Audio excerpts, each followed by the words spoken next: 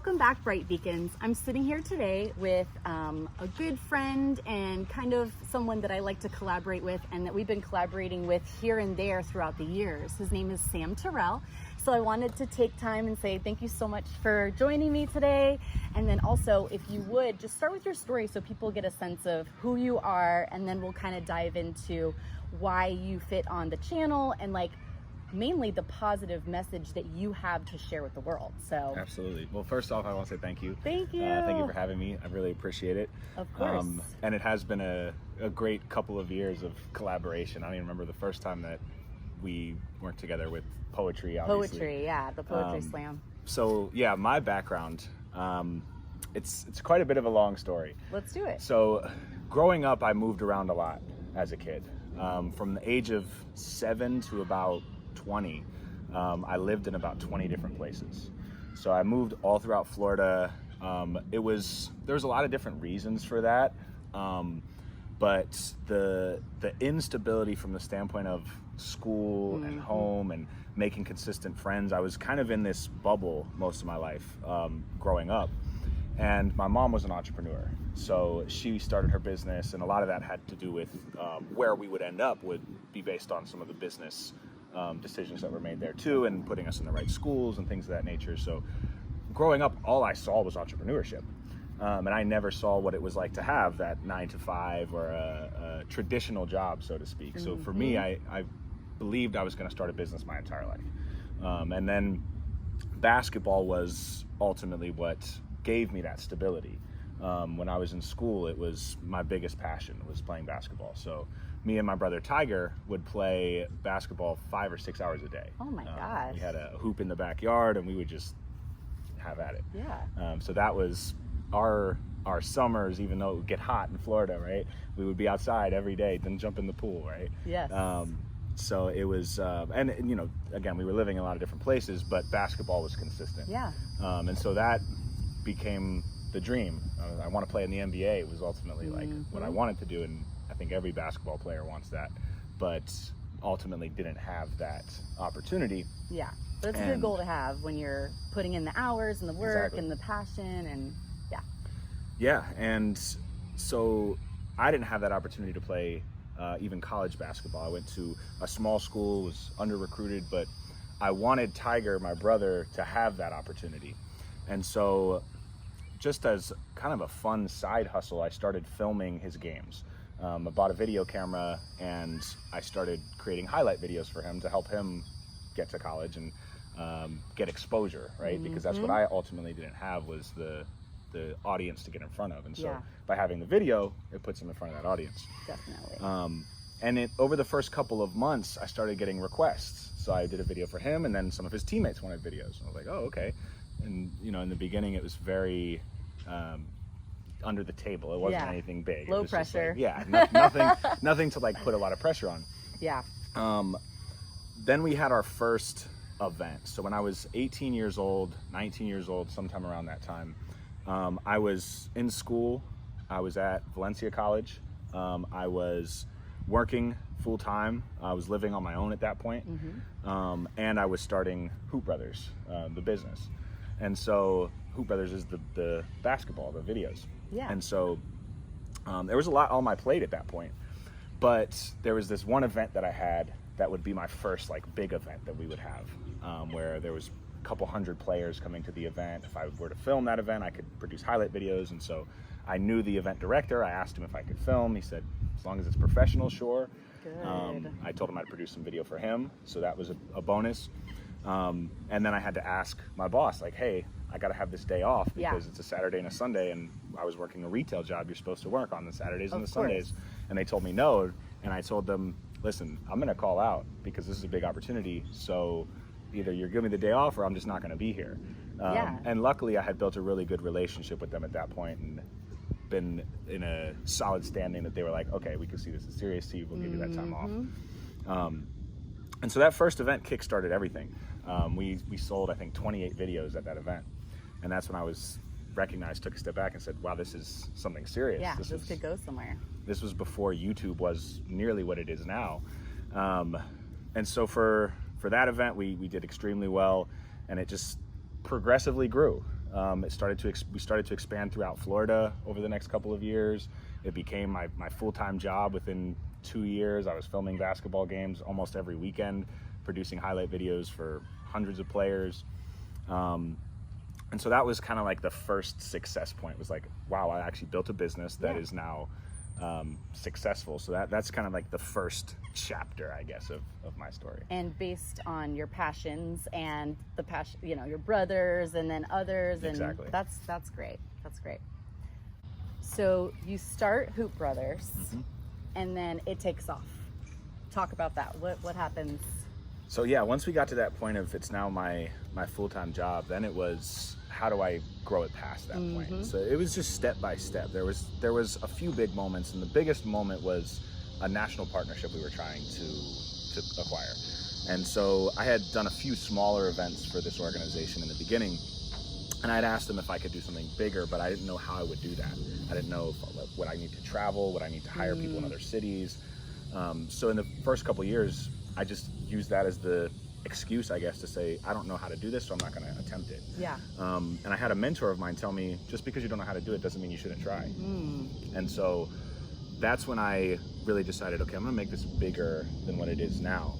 And basically we created an interview process to hire videographers, and so I partnered with this organization. And I remember the phone call I had with them, where I was pacing around outside my apartment complex, and I'm like, so this is, I don't remember exactly what I said. I just remember when it was like, yes, this is happening, and like I muted it. I'm like, let's go. I was like, I'm like, oh yeah, we're good. Yeah. But in my head, I'm really, really excited. Super excited, but you try to keep it cool. It's the moment, like this is the moment. Yeah. Here. And so that was like when things started to get a little more serious, and it was like, okay, this is actually not just a side job. This could be something that I build into a real business. The beginning was actually pretty rough as far as that partnership goes, because we didn't, our process for hiring videographers and getting footage was terrible in the beginning. And so luckily we had communicated that up front, and they were in it with us to resolve that. And so over 6, 7, 8 months, we really refined that process. I ended up hiring Jess, who's my, who I hired her as an admin in the beginning to just help with events. And she's grown with the company now. She's been a huge reason for our success in scaling our video operation from hiring process. Like, she perfected that. Eventually I promoted her to the manager, and then she grew beyond that. I eventually offered her equity in the company because she was such a crucial role of helping it grow. Definitely. And so from when I started to, I guess what we'll say is almost a finish line for me, was about 8 years. Growing it, and where it was that starting side hustle, I was just trying to help my brother, and he did get a scholarship to play college, so that was like, we crossed that finish line. And then throughout that process, we had helped 7,000 players all over the United States. That's incredible. And so I built Hoop Brothers to the point then where I was able to delegate the day-to-day. Jess became the chief operating officer, running all the day-to-day operations of the business. We brought on Treston, who's now our video manager, hired a bunch of videographers, video editors, a whole process with all of these, and got to the point where I was able to delegate everything off of my plate. Business is now making a profit. And so not only was I able to get to that point where this is now a passive income stream, where it's making me money. I don't have to dedicate the time to it because I've delegated that. But it's also helping thousands of players all over the country. It's also helping my team. I trained each of them as executives as well to start their own businesses. And so now they're being not only working in Hoop Brothers, but they each have businesses that they run too, and they're doing very well. So it's that's kind of the how it all went down, I guess, with Hoop Brothers. I love that. And so you're able to step away. That gives you some, independence. Exactly. And now, like you said, you don't have to put in the hours. So what in your mind came next? Like, what was your next venture, if you will? Yeah, great question. And I think that's something a lot of people don't realize, is how possible it is to take something that is a purpose and a passion and something that's helping people, which was for me helping my brother get a scholarship for college, and turn that into an actual business. And so what I wanted to do is help people realize that, help Yeah. people see that they could do that too. Yes, it's difficult, but if you take it step by step by step, it's just a growing process. And you can go from zero, I didn't have any startup capital, Yeah. to making hundreds of thousands of dollars and helping thousands of people Yes. is possible. It just takes time and commitment. And so what I wanted to do is create a way to help people find that passion and that purpose and turn it into an actual entrepreneurship venture that they could start small and they could grow into a business. And so in the beginning, I volunteered as a business coach at UCF. Oh. I started doing business coaching with dozens of student entrepreneurs to help them. And in this time, I'm learning a lot too, because obviously I've done this with my business, but it's different when you're working with other businesses. And so for a couple of years, while I was still in Hoop Brothers, I was doing this volunteer coaching at UCF to really see if I could bring something valuable to students. And a lot of those students went on to build their businesses and grow their businesses. And so That's great. I had a radical idea. I wanted to create an alternative to college, specifically for entrepreneurs. Because college is not for everyone. Exactly. Like the traditional school, college, it's not for everyone. And that's what I would express to my students over the 100%. years when I was in the classroom. Like, you don't have to go to college if that's not where you feel in your heart and you're intuitively that's not where you belong, because students kind of feel that pressure right now, right? 100%. Yeah. And that was me. I was that student. So I dropped out after my business was already making money. I was like, hey, I'm going to use the resources on campus. I'm going to meet people on campus. Definitely. I'm going to take advantage of everything that's here. Networking.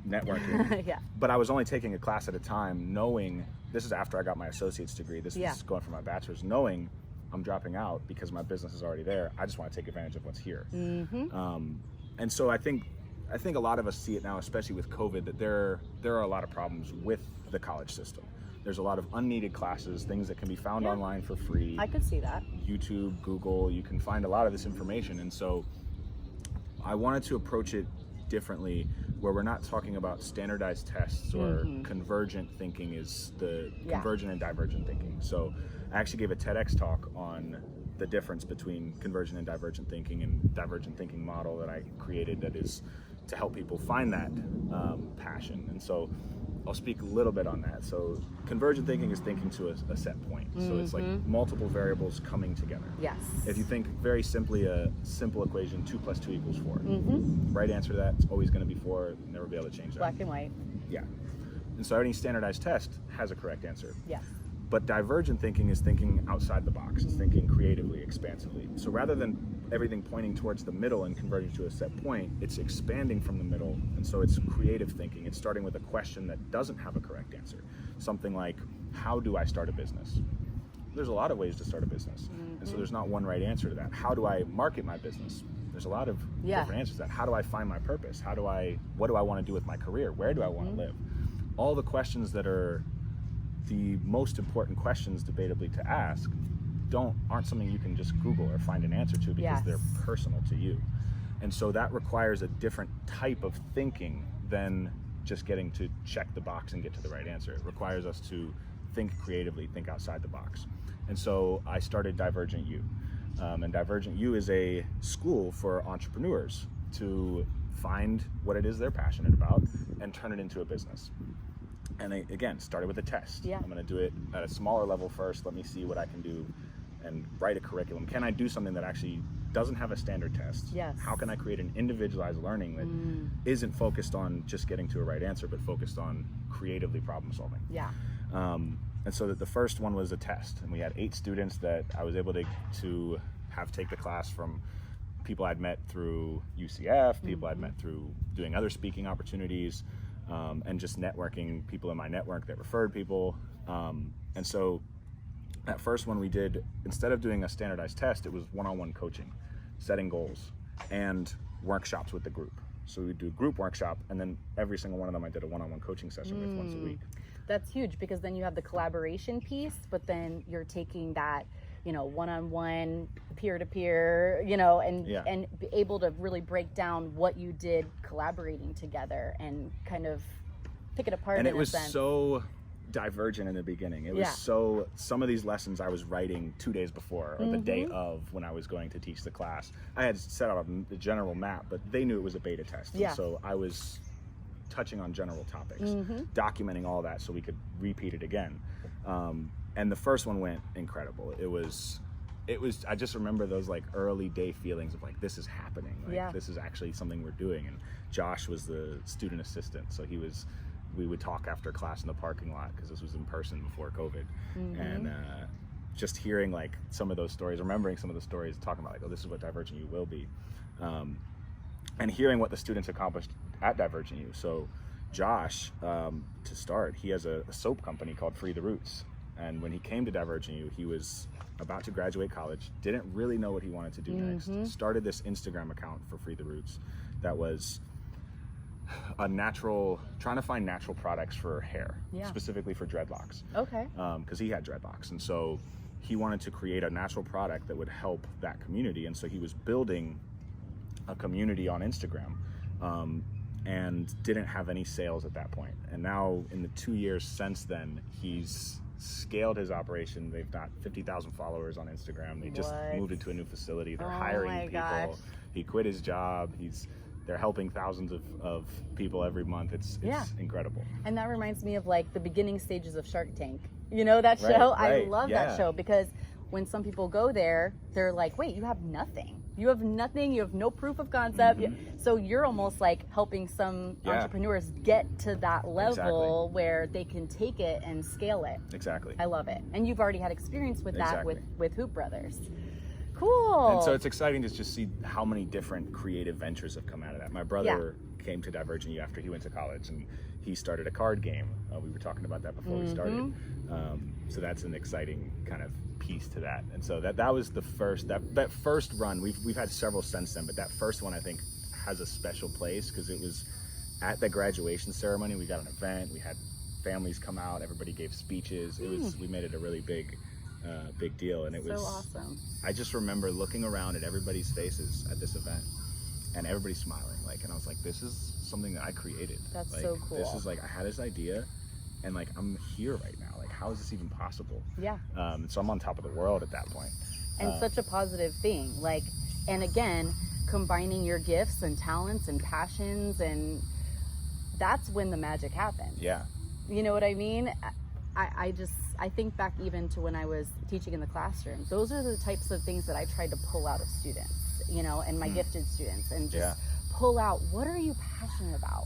Because, you know, the old saying, if you love what you do, you won't work a day in your life. You know, you're just constantly putting in that love and appreciation and thankfulness, and then it's just blooming into something fantastic. So and one of the questions that I ask is, what do you want to contribute to the world? Because when you can align contribution to what you do professionally, and if that ultimately what we're doing in a professional setting is contributing our skills, our talents in some way. So if you can figure out, what is it that I want to contribute?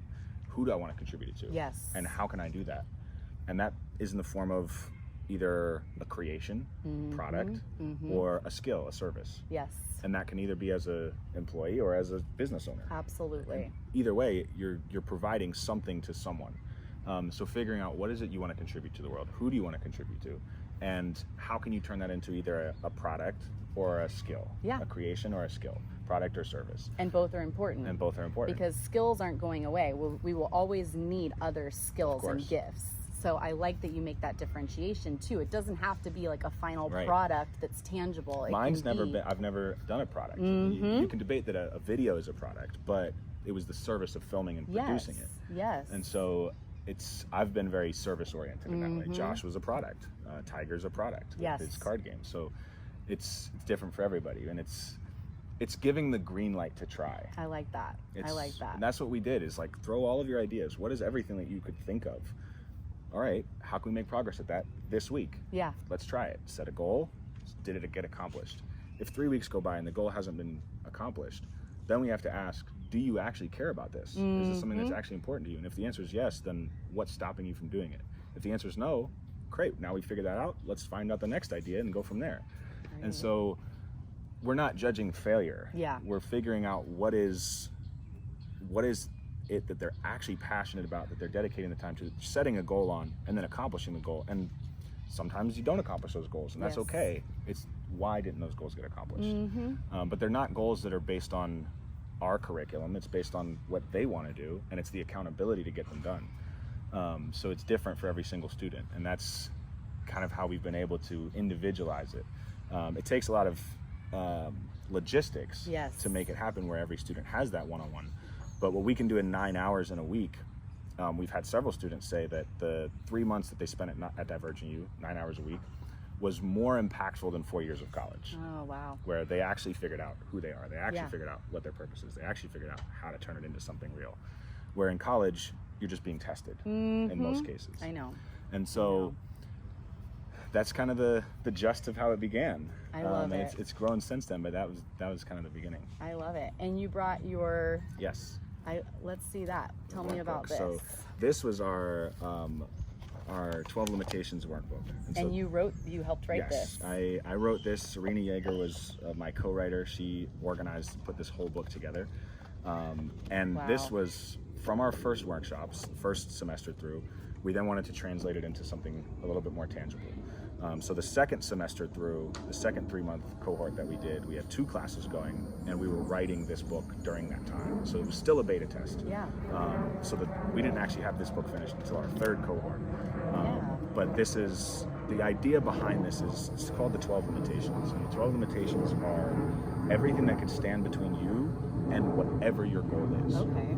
No matter what that Like a goal is. roadblock. Like a roadblock. Okay. Exactly. And so this was the combination of a lot of brainstorming sessions, hundreds of hours of asking questions in front of students and getting a lot of feedback and saying what could actually stop someone. So what are the 12 limitations? Things like limitation of money. I Yes. don't have enough money. Limitation of time. I don't have the time. Yes. Limitation of connections. I don't know the right people. Uh-huh. Limitation of belief. I don't think I can. Limitation of motivation. I think I can, but I don't feel like doing it. Why am I not Yeah. motivated? Yeah. And so some of the limitations are internal, some of them are external. Yes. But what this curriculum teaches is that each of them, if you identify first what is actually holding you back, the clarity on the identification of that helps a lot to begin with. But then it is reverse engineering it with all these workshops. It's 33 workshops. And so every single one of them is breaking down a different limitation. And some of them we take 3 or 4 workshops on. One of them, limitation of money, for example, or time, because those are a little bit more complex. Yes. And we're really just breaking them down one by one. This is how you can overcome that. In some cases, that's difficult, but in almost all cases, it's possible. And so if we show people, look, you can find what your limits are and push them, then that, at bare minimum, you can grow. Yeah. And if you can grow, then over a period of time, you can get to where you want to go. And so that's kind of the philosophy behind the class. I love it. I love it so much. So tell me how people can stay in touch with you, Yes. learn more, all that good stuff. Yes. Because I want to be able to, this channel is all about spreading a positive message. I've talked before about gifts and things that we can do for others and caring, and this kind of ties that in, but then it takes it a step further. Could you potentially create a product? Could you potentially start a new business? Could you potentially, there are no limits, you know what I mean, with this divergent thinking model. So how can people get involved, learn more, etc.? Absolutely. So Divergent U, you can find us on online, divergent-u.com. Divergent U on YouTube. We have a YouTube channel that we have some old videos. You can go watch our first 2 sessions, all the graduation speeches. If every single one of our students is on there. And I've also broken down some of our frameworks on there. Good. I'm about to start a new series, so we'll be doing a lot more content on that channel. All right, so I think subscribe. the number one place is, yes, YouTube, Divergent U. I can send you the link so you can link it. That would be great. That would be the number one place to just get consistent content on this. Okay. And then again, our website, social media, it's all Divergent U. And then me personally, Sam Tarell. If you're interested in working with me directly, I do coaching as well. Good. Leadership coaching, business coaching. The best way to get in contact with me is just email. Email. samtarell@gmail.com. So. All right, I'll include that information. Thank you so much for coming. I truly appreciate it. You're so awesome. I always like working with you. Like I said, we've known each other. We've worked together off and on for several years now, back when I was a teacher in the classroom. And he's also, you got some art on your YouTube, your personal YouTube. Yes. So check him out, like, subscribe, and then don't forget to share this video, like and subscribe to Jenny Shine Bright. Stay with us. We're spreading a positive message and just overall being positive for this world and shining a light. So have a lovely day, everyone. Shine bright, shine your light. Shine your light. Woo!